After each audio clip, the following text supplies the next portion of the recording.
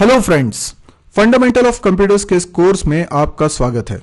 हम लोग देख रहे हैं कंप्यूटर ऑर्गेनाइजेशन के तहत Boolean algebra.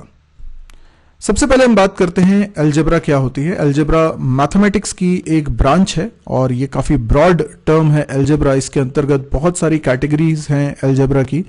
Algebra basically study of mathematical symbols है, यानी कि मैथ्स में जो सिंबल्स यूज होते हैं अलजेब्रा में हम उन सिंबल्स को पढ़ते हैं, फिर वो चाहे वेरिएबल्स हों, कांस्टेंट्स हों या कुछ और सिंबल्स भी हो सकते हैं। और इनको मैनिपुलेट करने के लिए जो रूल्स हैं, इन सिंबल्स को मैनिपुलेट करने के लिए जो रूल्स हैं, उसकी बात हम लोग अलजेब्रा में पढ़ते हैं। बूलियन अलजेब्रा अलजेब्रा की ही एक कैटेगरी है जिसमें कि वेरिएबल की वैल्यू या तो 0 हो सकती है या 1 हो सकती है, जो कि वेरिएबल्स ट्रुथ वैल्यूज कंटेन करते हैं, ट्रू या फॉल्स। ट्रू को हम नॉर्मली 1 से रिप्रेजेंट करते हैं और फॉल्स को हम 0 से रिप्रेजेंट करते हैं। ये जो ह्यूमन लॉजिक्स हैं उसको ही स्टडी करने के लिए बूलियन अलजेब्रा बनाई गई थी। यानी सिंपल सी जो हमारे लॉजिकल स्टेटमेंट्स होते हैं उनको मैथमेटिकली हम रिप्रेजेंट कर सकें और उनकी ट्रुथ वैल्यूज को हम रिप्रेजेंट कर सकें, तो उसके लिए बूलियन अलजेब्रा की बात होती है। अभी बारिश हो रही है, तो ये एक सिंपल सा स्टेटमेंट है, एक लॉजिकल स्टेटमेंट है। अब इसका रिजल्ट क्या हो सकता है? या तो बारिश हो रही है तो यस ट्रू, यदि बारिश नहीं हो रही है तो इसकी ट्रुथ वैल्यू क्या है? फॉल्स। तो हम इसको 0 या 1 से रिप्रेजेंट कर सकते हैं। थोड़ा हिस्ट्री की बात करें तो बूलियन अलजेब्रा इंट्रोड्यूस की थी बाय जॉर्ज बूल ने और उन्हीं के नाम पर इसको हम बूलियन अलजेब्रा बोलते हैं। 1847 में उनकी एक बुक पब्लिश हुई थी, the mathematical analysis of logic, जिसमें उन्होंने सबसे पहले बूलियन अलजेब्रा का जिक्र किया था। इसके बाद बूलियन अलजेब्रा में काफी एडवांसमेंट हुए।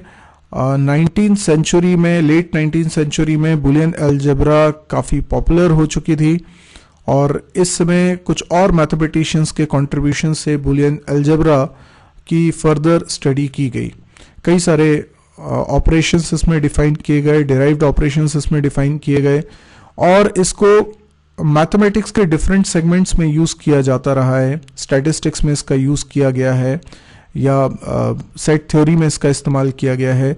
लॉजिक्स को मैथमेटिकली एनालाइज करने के लिए इसका इस्तेमाल किया गया है और सबसे ज़्यादा एडवांस्ड यूज और जो आज के डेट में हम लोग देखते हैं वो है डिजिटल सर्किट्स के लिए।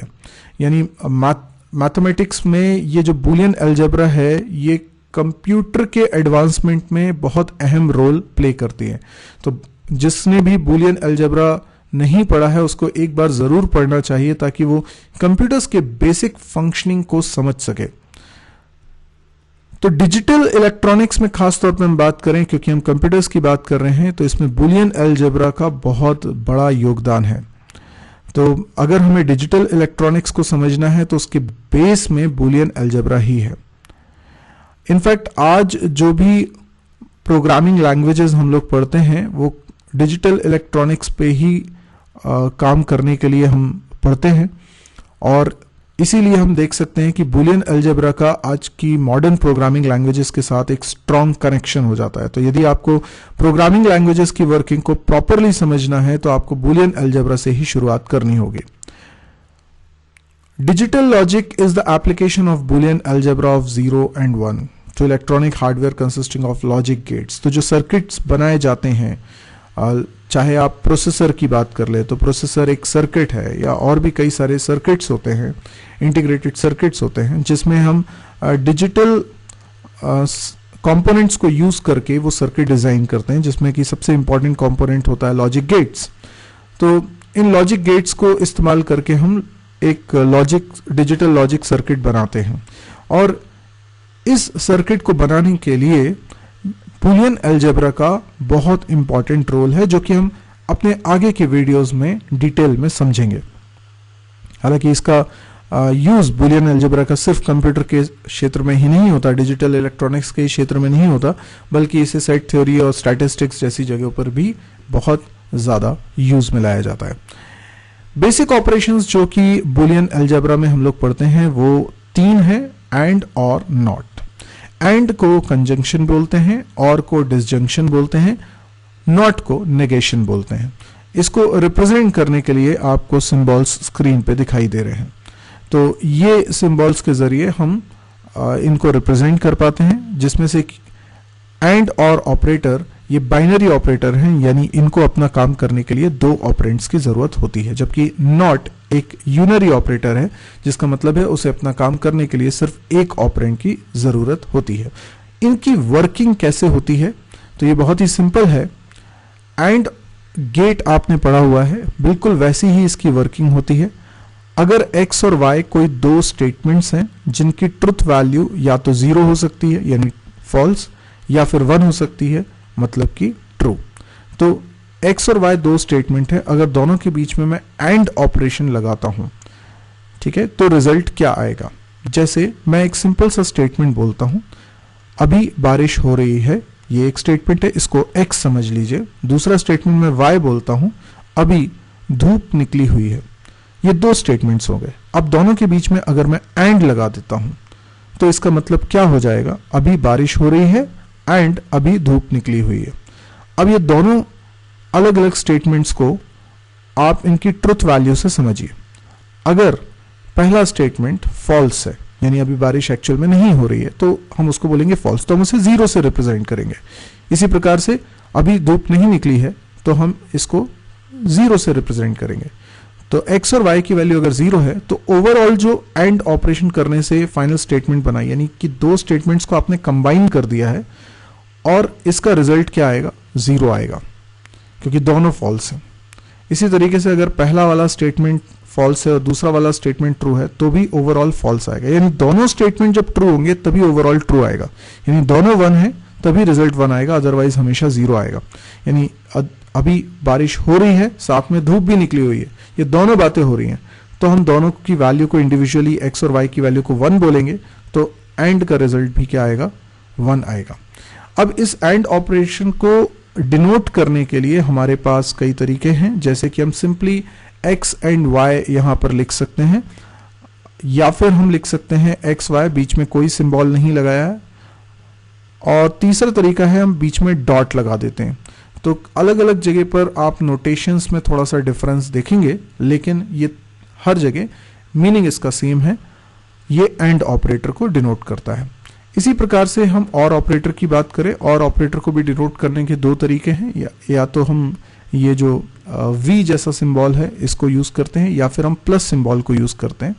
और ऑपरेटर का मतलब क्या है, ये जो दो लॉजिकल स्टेटमेंट्स हैं इनके बीच में और लगा दिया गया है, तो x या y, इस तरीके से इसको समझे। तो अगर x ट्रू है और y ट्रू है तो ओवरऑल रिजल्ट ट्रू है, अगर दोनों फॉल्स होंगे तो ही रिजल्ट फॉल्स होगा, अगर दोनों में से एक भी ट्रू है तो रिजल्ट ट्रू होगा। तो देखिए आप 3 केसेस में रिजल्ट ट्रू आ रहा है, यदि दोनों ट्रू है तो भी ट्रू आ रहा है, एक ट्रू है दूसरा फॉल्स है तो भी ट्रू आ रहा है, पहला फॉल्स है दूसरा ट्रू है तो भी ट्रू आ रहा है। जब दोनों फॉल्स हैं तभी रिजल्ट फॉल्स आएगा, यानी 0 आएगा। तो आप देख रहे हैं कि बिल्कुल जैसे आपने लॉजिक गेट्स पढ़े थे वैसा ही इनका बिहेवियर है। और नॉट ऑपरेटर की बात करें, ये यूनरी ऑपरेटर है, इसको एक ही ऑपरेंड चाहिए, तो ये 0 को 1 बना देगा, 1 को 0 बना देगा। इसको रिप्रेजेंट करने के भी हमारे पास 3 तरीके हैं। हम लोग या तो ये नेगेशन का सिंबल यूज करते हैं, फिर वेरिएबल लिख देते हैं, या फिर हम डैश लगा देते हैं, या फिर हम ऊपर बार बना देते हैं। इन तीनों में से किसी भी तरीके के नोटेशन आपको देखने को मिल सकते हैं। तो ये तीनों का मतलब सेम है। इसके अलावा कई सारे डिराइव्ड ऑपरेशंस भी होते हैं, आगे चल के हम उनकी भी बात करेंगे, लेकिन फिलहाल ये फंडामेंटल 3 ऑपरेशंस हैं बूलियन अलजेब्रा के अंदर। तो बूलियन अलजेब्रा एक ऐसी अलजेब्रा है जिसमें हम वेरिएबल्स यूज करते हैं, जैसे कि मैं यहाँ x y वेरिएबल्स यूज कर रहा हूँ, और इनकी वैल्यूज होती है या तो 0 या 1, और इनके बीच में जो ऑपरेशंस परफॉर्म किए जाते हैं वो बेसिकली 3 होते हैं जो अभी हमने पढ़े, एंड और नॉट। लेकिन इसके अलावा भी कुछ डिराइव्ड ऑपरेशंस हैं जिनको हम आगे देखेंगे। यदि आपको आज का वीडियो पसंद आया तो आप इसको लाइक कर सकते हैं, आप कमेंट्स के जरिए मेरे से कुछ सवाल पूछ सकते हैं या अपने थॉट शेयर कर सकते हैं। इसके अलावा यदि आपको इस तरह के और वीडियोस के बारे में जानकारी मिलती रहे तो इसके लिए आप इस चैनल को जरूर सब्सक्राइब करें। मेरी वेबसाइट www.mysirji.com को विजिट करना ना भूलें, क्योंकि एक से अधिक यूट्यूब चैनल्स हैं मेरे, सब पे अलग अलग वीडियोस रखे हैं, तो एक ही जगह पर आपको सारे वीडियोस की लिस्ट बहुत ही ऑर्गेनाइज फॉर्म में मिल जाए, तो उसके लिए मैंने ये वेबसाइट बनाई है। डेली इसमें नया कंटेंट आता है। आप इस चीज़ को एक बार विजिट करें और अगर आपको लगे कि ये बहुत काम किए तो आप इसको प्लीज़ शेयर ज़रूर करें ताकि ज़्यादा से ज़्यादा लोगों को पता चले इस वेबसाइट के बारे में। Thank you.